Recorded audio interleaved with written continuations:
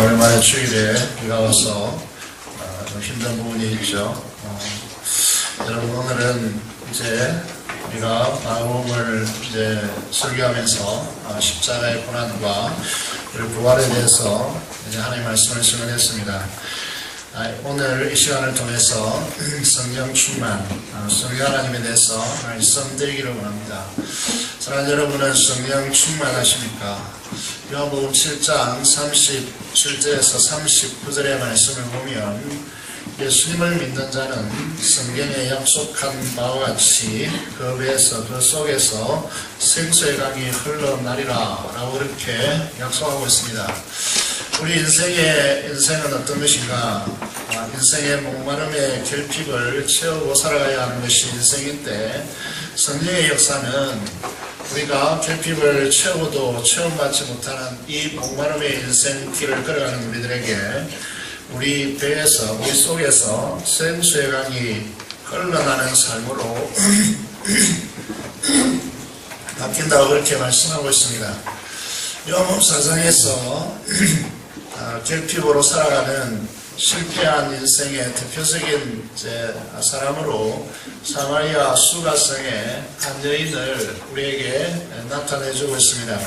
그 여인에게 예수님께서 말씀하시기를 요한복음 4장 14절의 말씀을 보면 내가 주는 물을 마시는 자는 영원히 목마르지 아니하리니 내가 주는 물은 그 속에서 영생하도록 솟아나는 물이 되리라고 말씀하고 있습니다.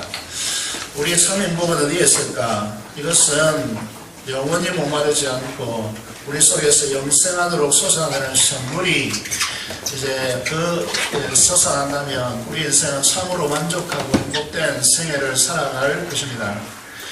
그런데 성경의 이름과 같이 그러면 저와 여러분들이 이런 만족된 인생의 길을 걸어가기 위해서 무엇이 필요하겠습니까? 오늘 말씀에 보면 성경에 약속한 바대로 예수님을 믿으면 그 속에서 영생하도록 솟아나는 샘물이 되리라, 샘물이 흘러넘치리라 이렇게 말씀하고 있습니다. 이 역동적인 역사는 성경에서 어떻게 기록해 주고 있느냐 하면 하나님의 성전의 영광이 회복되고 난 뒤에 성전에서 물이 흘러나와서 여러분 메말랐던 강물을 적시고 강을 적시고 죽음의 바다 사해 바다로 들어갈 때에 이 강물과 또 바다는 살아날 것이다 라고 그렇게 예고하고 있습니다.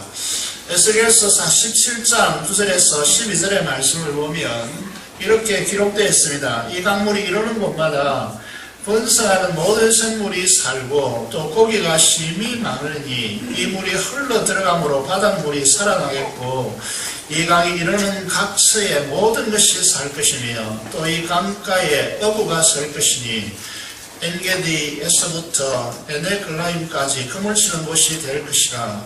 그 고기가 각기 종류를 따라 큰 바다의 고기같이 심히 많으려니와 그 짚풀과 갯벌은 되살아나지 못하고 소금 땅이 될 것이며 강 좌우 가에는 각종 먹을 가실나무가 자라서 그 잎이 시들지 아니하며 열매가 끊이지 아니하며 달마다 새 열매를 맺으리니 그 물이 성소를 통하여 나옵니다. 그 열매는 먹을만하고 그 잎사귀는 약재료가 되리라고 약속하고 있습니다. 이게 성령 하나님께서 우리에게 임하실 때에 나타나는 역동적인 역사이다는 사실을 우리에게 말씀해 주고 있습니다.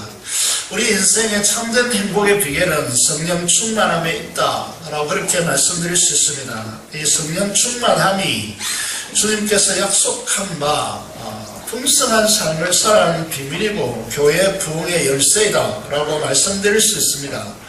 그래서 우리 모든 그리스도인들의 마음속에는 성령으로 충만한 삶을 살자라고 하는 이 갈망이 성령 충만하라라고 하는 주님의 말씀에 따라서 내가 성령 충만한 그리스도인의 삶을 살겠다라고 하는 갈망이 있어야 됩니다. 그러면 문제는 누가 성령 충만한 삶을 살아갈 수 있는가라고 하는 부분이죠. 그 비결을 첫 번째로 주님이 말씀하시죠. 우리가 잘 아는 마태복음 5장 3절 이하의 산상순 팔복이 소위 말하는 팔복이 기록되어 있습니다. 거기에 보면 여러분, 심령이 가난한 자가 복이 있다라고 그렇게 말합니다. 세상에는 마음이 부유하면 행복하다라고 가르치지만 주님은 심령이 가난한 자가 복이 있다. 그들에게 천국이 그들의 것이다 라고 말하고 있습니다. 4절의 말씀을 보면 애통하는 자가 복이 있다 라고 말합니다. 여러분, 슬퍼하는 자가 복이 있다 라고 하는 것이죠. 그들이 위로를 받을 것이다 라고 말씀하고 있습니다. 6절의 말씀을 보면 의에 줄이고 목마른 자가 복이 있다. 그들이 배부를 것이다 라고 그렇게 말하고 있습니다. 사랑하는 여러분, 성령 충만한 비결이 무엇이냐? 그 첫 번째가 자신 안에 영적인 빈곤과 파탄과 실패를 하나님의 말씀을 통해서 알게 되어지는 자에게 성령의 은혜의 역사가 온다는 것입니다. 이것이 첫 번째 비결입니다. 요한계시록 3장 17절 이하에 라오디게아 교회가 나오는데 이 라오디게아 교회는 자신들을 향해서 이렇게 말합니다. 오늘 한국 교회와 비슷한 것 같습니다.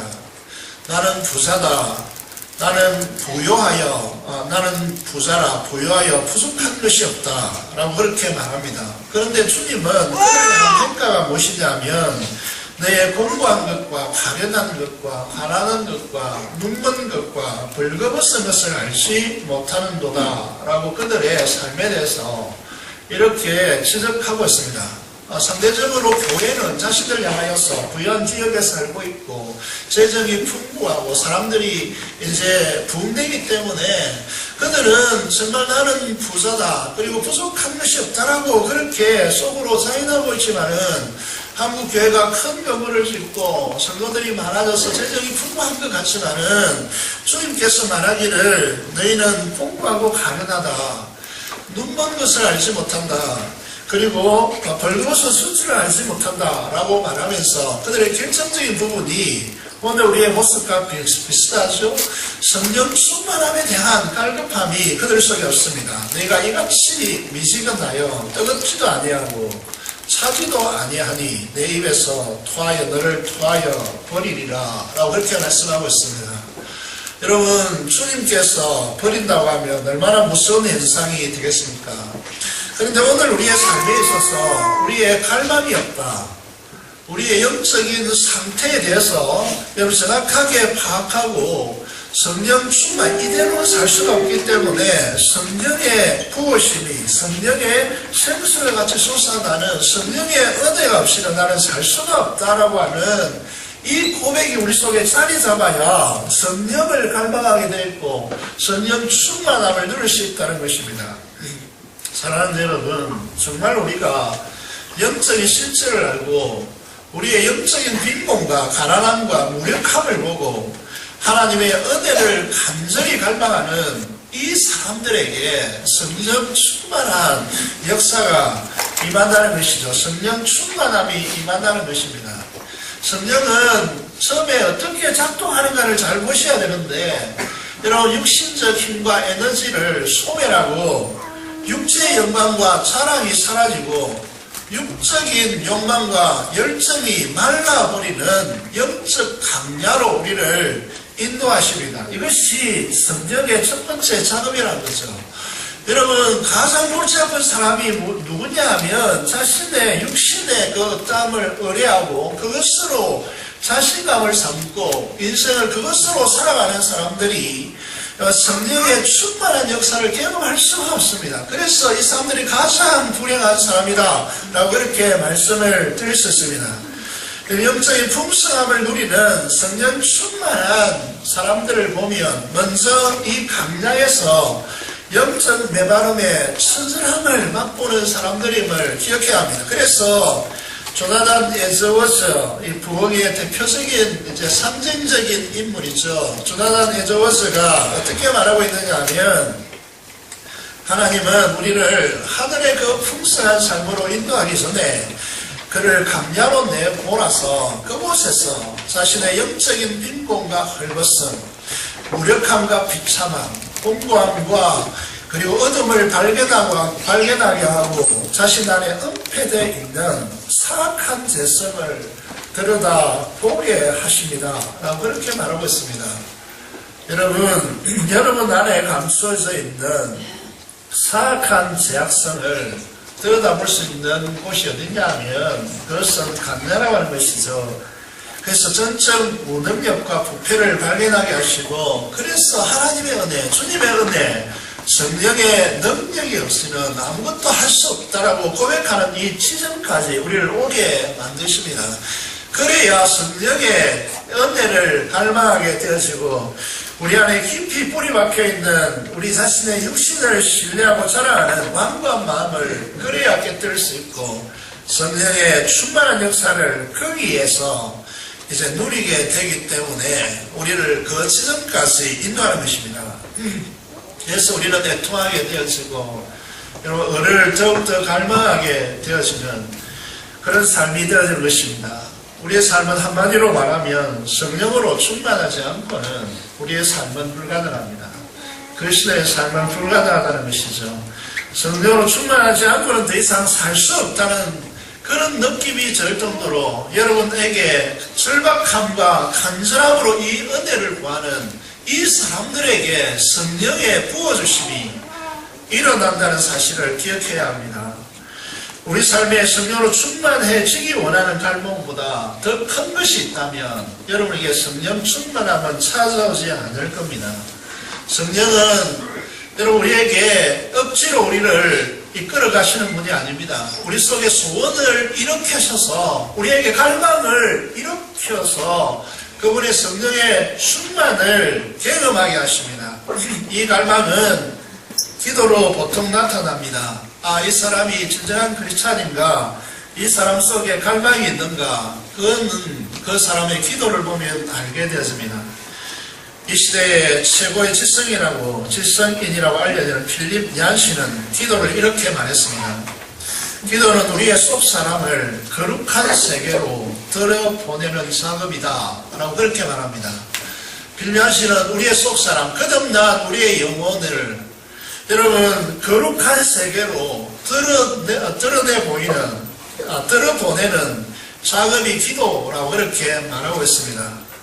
기도하는 사람에게 삼위일체의 그 영광에 우리를 인도합니다. 그 영광 안으로 우리를 인도한다는 것이죠. 우리 영혼이 하나님과 독대하는 그런 역사가 일어난다는 것이죠.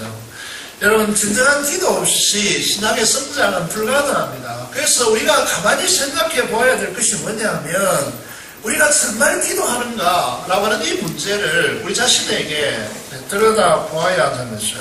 여러분 자신을 보셔야 한다는 것이죠. 여러분 정말 기도하십니까? 기도를 통하여 하나님의 은혜, 삼위일체 하나님의 그 영광 안에 들어가 계십니까?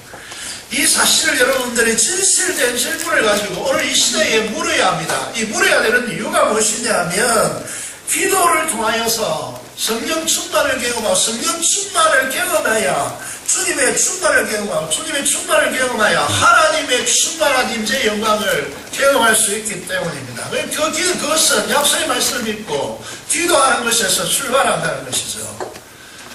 우리 주님이 오늘 본문에서 이렇게 약속하시고 계십니다.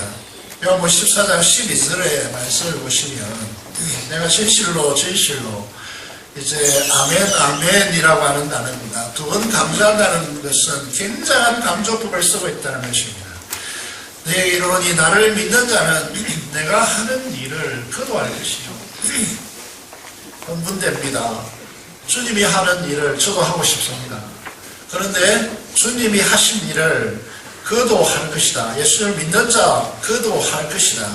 또한 그보다 예수님이 하신 일보다 큰 일도 하리니, 그렇게 말씀하고 있습니다. 여러분, 우리가 이 시대에 살아가면서 우리가 기억해야 될 것이, 우리 신앙의 보통 우리의 지점이 어떻게 되느냐, 우리의 생각이 어떻게 되느냐 하면, 감히 주님같이 어떻게 이 땅에 일할 수 있겠는가? 우리가 주님보다 빽빽 성령 못하게 이렇게 일해도 위대한 일을 하는 것처럼 그렇게 생각하지만, 주님 그렇게 말씀하시지 않습니다. 나를 믿는 자는 내가 하는 일을 거두할 것이요, 또한 그보다 큰 일도 하리니 이는 내가 아버지께로 갑니다. 여러분 마음속에 진심으로 이 말씀이 동의된다면, 진심을 다해서 동의된다면, 여러분 안에 펼쳐질 주님의 놀라운 역사를 기대할 수 있을 것입니다. 여러분, 신학교 공부를 못했지만 신학생 중에 한 사람이 이 말씀을 마음에 품고 이 말씀을 약속의 말씀, 자신에게 주시는 약속의 말씀을 받았어요.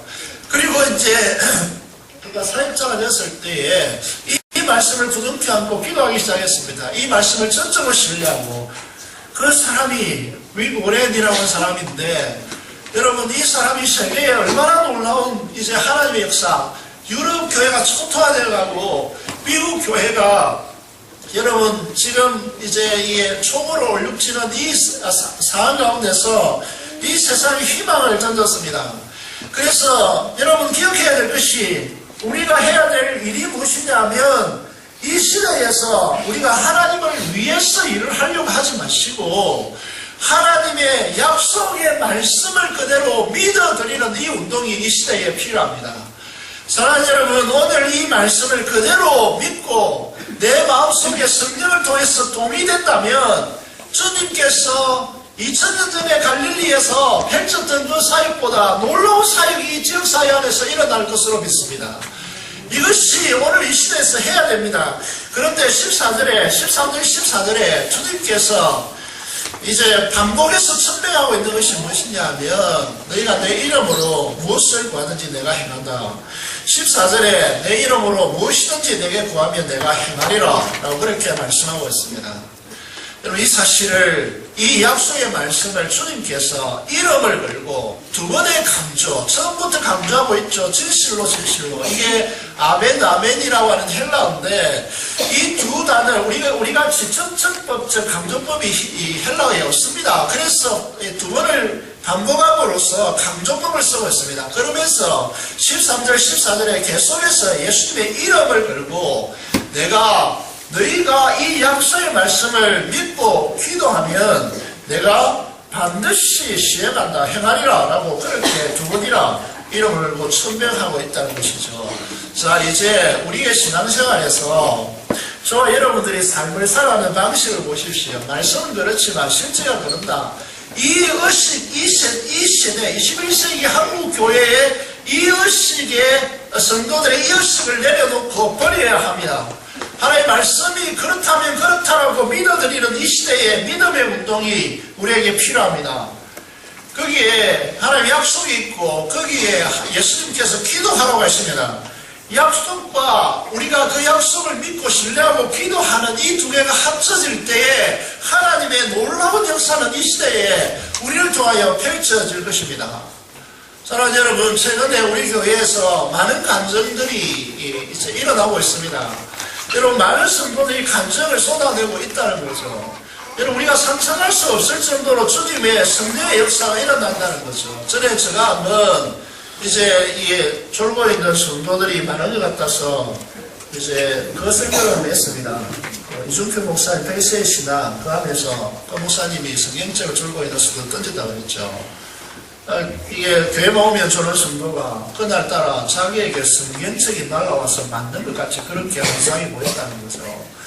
여러분, 하나님의 역사는 우리가 상상 이상의 것을 우리에게 가져다 줍니다. 여러분, 이 사실을 아셔야 돼요. 여러분, 우리가 기도하면 주님보다 더 큰 역동적인 역사가 이 지역사회에 펼쳐질 것입니다. 우리 교회에 전도의 사명을 가진 분이 있죠. 그 분이 통해서 이제 매주마다 새로운 성도가 돌아오고 있습니다. 그분이 하는 말이 있습니다. 그럼 제가 보면 틀림이 붕될 것입니다. 가는 곳마다 사람들이 만나지고 말하면 교회 오겠다고 합니다. 이상하다고 그렇게 표현할 정도로 하나님의 역사를 간증하고 있습니다. 우리가 해야 될 일은 무엇이냐 하면 하나님과 우리 주 예수 그리스도의 약속의 말씀을 철저히 믿고 그 약속의 요청대로 행하는 것입니다. 15절의 말씀을 보면 나를 사랑한다는 주의 계명을 지키는 것이다. 다른 말이 필요 없습니다. 아무리 사랑한다고 말을 하더라도 그 명령, 그 계명을 지키지 않으면 그를 사랑하지 않는 것이죠. 우리가 믿는 하나님은 전능하시고 존귀한 분이십니다. 새벽에도 한번 말씀을 드린 적이 있는데 그분이 우리들의 아버지이시죠. 여러분, 한번 생각해 보십시오. 우리가 이제 아버지 된 분들이 많잖아요. 아버지 된 분들이 많은데 자식에게 유산으로 무엇을 불러줄 수 있습니까? 여러분들이 가진 것만큼 자녀에게 나누어서, 자녀가 많다면 나누어서 유산을 물려주려고 하겠죠. 그런데 우리들의 아버지는 누구시냐 하면 선능하셔서 천지를 창조하신 분이시고 너같이 능치 못할 일이 없으시는 분이시고 만유의 주가 되시는 분이십니다. 그분이 우리들의 아버지인데 그분은 우리에게 그렇다면 무엇을 해줄 수 있겠는가 라고 하는 것이죠. 주님께서 기도하십니다. 어떻게 기도하냐면 우리에게 기도를 약속을 말씀해 놓고 우리의 기도를 요청하시고 난 뒤에 주님께서 우리를 위해서 기도하십니다. 그 기도 내용이 무엇이냐면 보시면 알겠지만 여러분 주님께서 어떻게 기도하시죠? 오늘 본문에 보시면 무엇을 위해서 기도하십니까?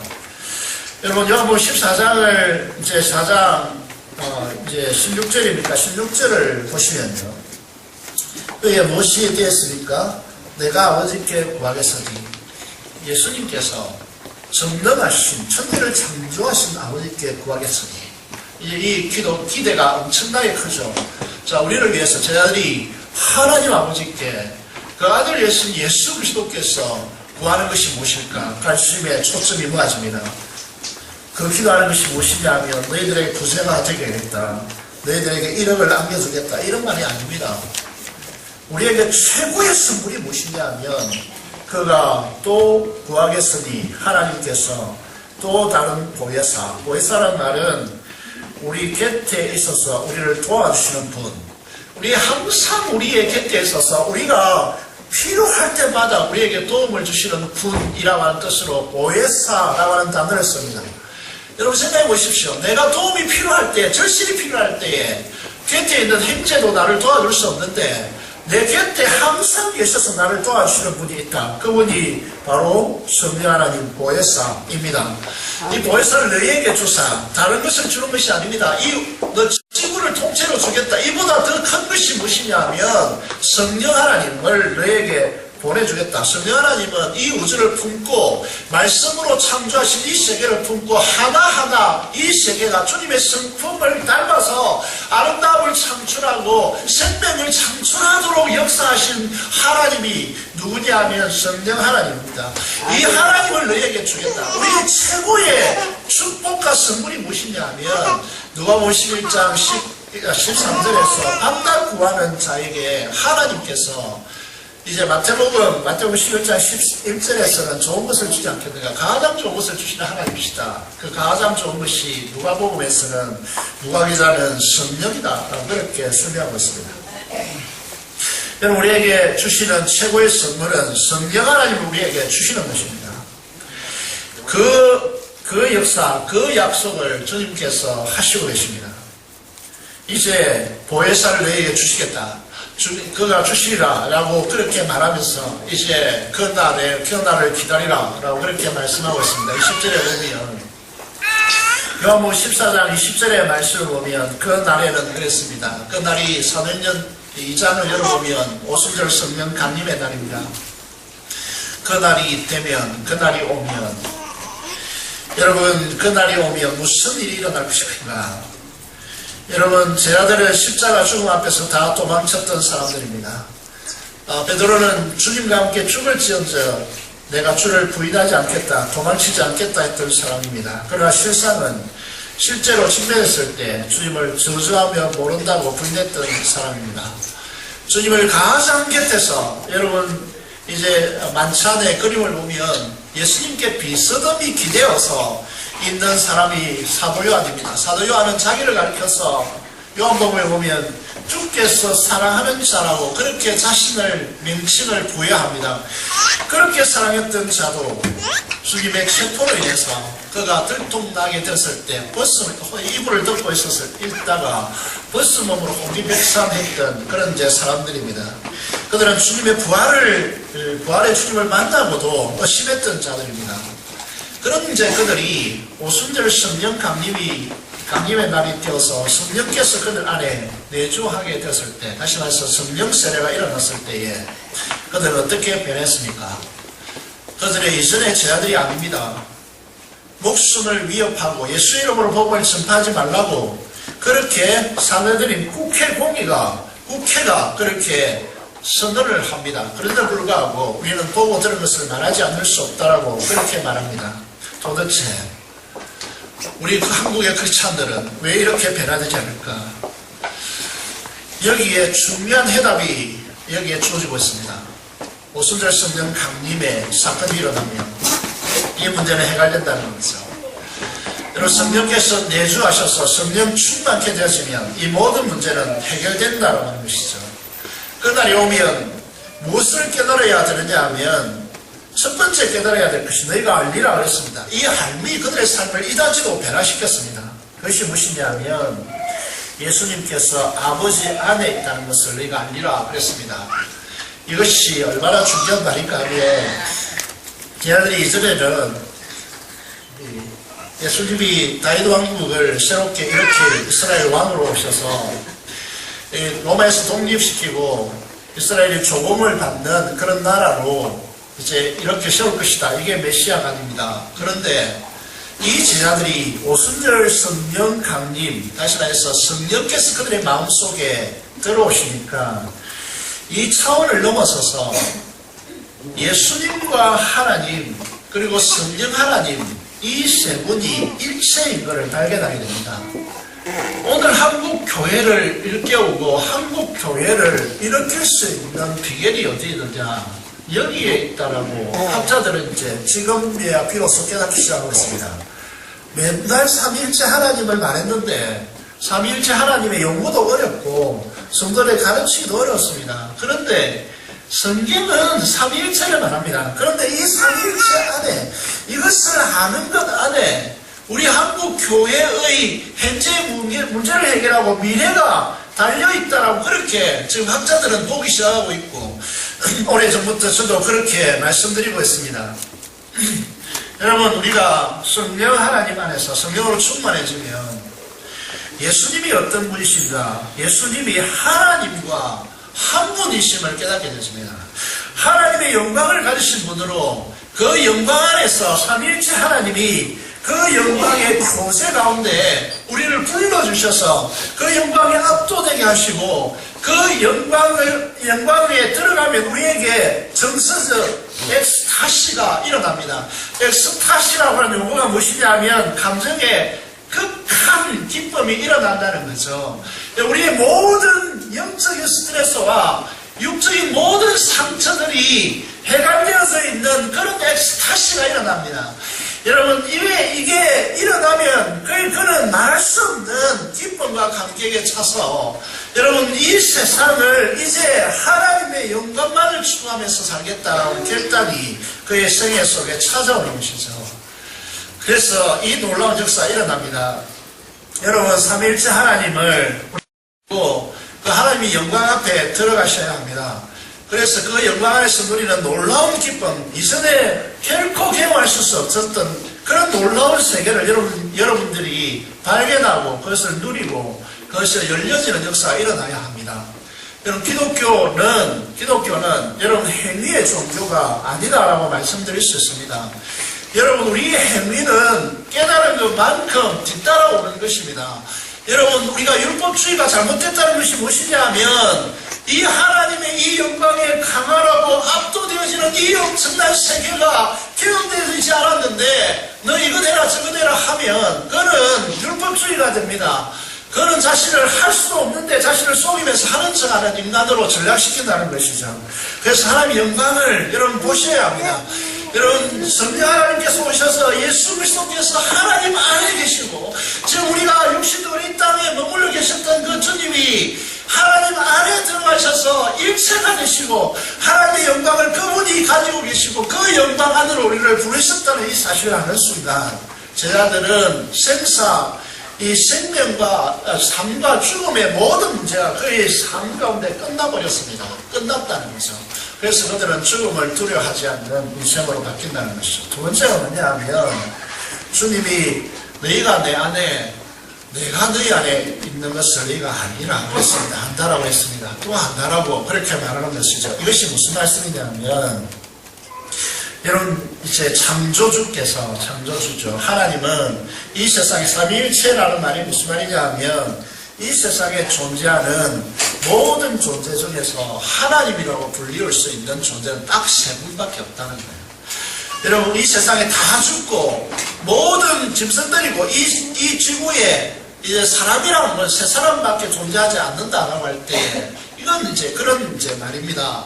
하나님적 존재라고 불려줄 수 있는 이 우주에 오직 유일한 세 분밖에 없다는 거예요. 그분이 누구라는 거죠? 성부와 성자와 성령이라는 거죠. 이 엄청난 존재가 피조물인 우리들에게 주님께서 오셔서 저와 여러분들에게 자신의 생명을 내어놓으면서 우리를 위해서 죄와 사망의 근세에서 우리를 구원하셨고 우리를 하나님의 성품을 부여하여서 예수님과 같은 하나님의 자녀의 반열에 우리를 올려놓으셨고, 여러분, 우리가 사람과 짐승이 괴로워할 수 없습니다. 마찬가지로 예수님과 우리가 신부와 신랑 되게 하셔서, 여러분, 예수님이 우리를 향하여 히브리서 2장 11절의 말씀을 보면 너는 나의 형제다라고 그렇게 부르면서 우리와 한몸되고 연합되어서 우리로 하여금 하나님의 자녀 되게 하고 예수 그리스도와 연합되어서 포도나무와 가지처럼 그렇게 하나 되게 하셨다라고 그렇게 말씀하시는 거예요. 그래서 이 진리를 안다면 내가 이 땅에 태어나서 피조물로 살다가 오래 사는 120년 살을 흙에 묻히고 그 영혼은 지옥불에 들어가도 마땅한 이 죄인을 예수님께서 우리를 예수님이 우리 안에 들어오시고 우리가 예수님 안에 거하는 이 이제 하나 되고 연합되는 존재로 만들어서 아까 말씀드린 대로 삼위일체 하나님, 이 하나님의 영광 가운데 우리를 참여하게 하고 그것을 누리게 하는 자로 우리를 세워놓았다는 거예요. 왜 우리가 이 땅에 살면서 크리스찬으로서 용납하고 용서해야 하느냐라고 하면 이런 엄청난 존재로 우리를 만들어 놓고, 자 그렇다면 내가 인생 가운데 너희에게 부딪혀오는 용서하지 못할 일들이 뭐가 있겠나. 여러분, 이렇게까지 늘 사랑해서 이런 존재로 세워놨는데 너희에게 부딪혀오는 모든 문제 중에서 이 모든 것을 용서하지 못할 일이 너희에게 도대체 무엇이 있느냐라고 우리에게 되물어 놓는 것입니다. 이것이 주기도문의 내용이라는 거죠. 여러분, 이런 존재로 우리를 세워놓으셨다는 거예요. 그러니 거기에다가 우리가 예수 그리스도 안에 연합됐기 때문에 이미 예수 그리스도와 함께 하나님 보좌 우편에 안침받은 자들이라고 에베소서 2장 6절에서 우리에게 말씀하고 있는 것이죠. 여러분, 성령 충만은 이 놀라운 사실을 가져옵니다. 여러분, 성령 충만이라는 것은 물같이 흘러 넘치는 그런 개념이 아니고 성령 하나님 그 인격의 지배 아래 온전히 순복하는 상태를 말합니다. 여러분, 구세군이라고 하는 이제 단체가 있죠. 성탄절 가까이 오면 이제 종을 울려서 이제 모금을 하죠. 그게 구세군이라고 하는 교단인데, 그 살인관이었던 사무엘 볼랭글이라고 하는 사람이 이런 증언을 하고 있습니다. 성령이 내게 오셨을 때, 그 두려움과 경이로움이 뒤섞인 기쁨을 나는 잊을 수 없다. 다시 말해서 그리스도께서 내 안에 계셨느시다. 내 영혼은 표현할 수 없는 사랑으로 충만하였다. 내 마음속에 들어온 사랑의 천국이었다. 내 영혼은 눈 녹듯이 녹았다. 그렇게 진술하고 있습니다. 성령 충만함의 경험을 말하고 있는 것이죠. 사랑하는 여러분, 우리에게 이 한국교회, 저와 여러분 속에 무기력해져 있는 하나님 성령 충만함의 갈망을 일깨워 세워놓기를 바랍니다. 여러분 안에, 여러분이 제가 늘 말씀드리죠. 우리가 어떤 상상을 하더라도 우리가 믿는 하나님은 우리에게 얼마나 엄청난 것, 하나님 자신을 기업으로 삼으라고 하고 하나님 자신을 주시는 분이시다라고 그렇게 말씀하고 있습니다. 마지막으로 성령 충만한 자들은 어떻게 삶을 살아가는가, 그것을 이제 11절에 우리에게 가르쳐 주고 있습니다. 11절에 보면 이전에 69절 암송이 익숙해서 이 말씀을 좀 틀릴 때가 있는데, 이전에 나의 계명을 가지고 지키는 자라야 이렇게 했는데 요즘은 나의 계명을 지키는 자라야 이렇게 이제 바뀌어서 있습니다.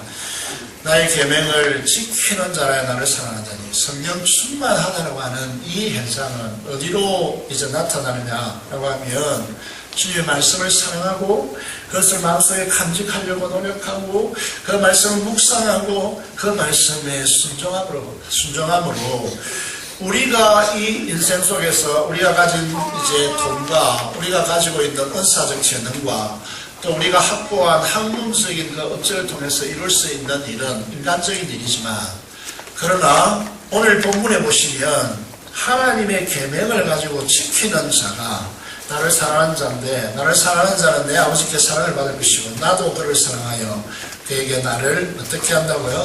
나타내리라. 그렇게 말씀하고 있습니다. 여러분 생을 어떻게 살고 있었습니까?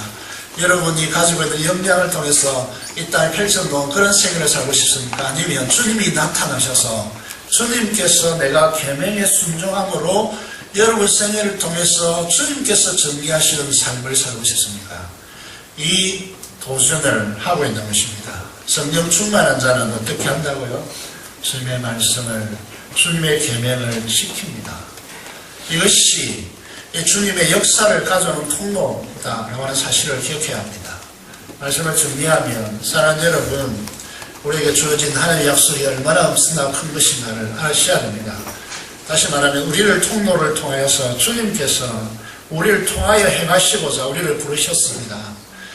그래서 약속을 하시고 나보다 큰 일을 하리라. 왜냐하면 내가 이제 보좌로 가면 성령께서 오시는데, 성령이 오시는데 그는 시공간에 매여 있는 분이 아니라 그분은 시공간을 초월해서 역사하는 분이기 때문에 내가 이 땅에 발을 딛고 있어서 이 땅에 매여 있음으로 인해서 답답한 그런 사역적인 측면이 있었지만, 이제는 주님께서 보좌에 앉으셔서 성령을 보내셨기 때문에 우리에게는 한계는 없다라고 그렇게 주님께서 단언하시고, 기도를 통하여, 약속을 믿고 기도를 통하여서 다시 말해서 계명을 가지고 지키고 그 약속을 주장하는 사람을 통해서 이 놀라운 역사를 펼쳐나가겠다라고 그렇게 말씀하고 있습니다. 우리 교회는 그동안 한계가 있었습니다. 순종하지 못하는 한계, 여러분의 사고 안에 갇혀있는 한계, 여러분 한계에 매여있는 한계, 여러가지 한계가 있었습니다. 이제 이런 한계에서 성령 충만함으로 벗어나서 주의 진리의 말씀에 순종함으로 하나님의 역사를 이 땅에 이루는 주님의 역사를 펼쳐놓는 것. 여러분이 하셔서 펼쳐놓은 세상을 만들고 싶습니까? 아니면 주님께서 성령으로 충만케 역사하셔서 주님의 역사를 이 땅에 펼쳐놓고 있었습니까? 주님의 계명을 가지고 지키는 자로 살아서 주님께 사랑받고 주님께서 여러분을 통하여 주님의 일을 나타내시는 정말 복된 성령 충만한 그리스도인들이 되시기를 주님의 이름으로 축원합니다. 기도를 드리겠습니다. 성령의 은사로 주님과 연합하여서 주님이 행하시는 사람으로 살게 해달라고 정말 절박하고 간절한 마음으로 그렇게 기도하시기 바랍니다. 민주부모와 통일과 교수님 선교사를 위해서 하나님 성으로 기도하겠습니다. 살아계신 아버지 하나님, 은혜를 감사합니다. 우리를 사랑해 주시니 놀랍고 너무나 커서 우리가 무엇이라고 다 말할 수 없는 하나님 아버지, 우리를 은혜를 여겨 주셔서 하나님의 은혜 안에 들어오게 하시고 그 은사 함께 나갈 수 있도록 하나님께서 역사하여 주시옵소서. 은혜를 채워주시고 은사로 인도하여 주시기를 간절히 소원합니다. 하나님 아버지, 민족공화 통일을 위하여 기도하고 우리 기도를 연락하여 주시고 우리를 통하여 성령께서 이루시는 그 사역을 펼쳐놓으시도록 인도하여 주시옵소서. 감사드립니다. 우리 주 예수 그리스도의 이름으로 기도드리옵나이다.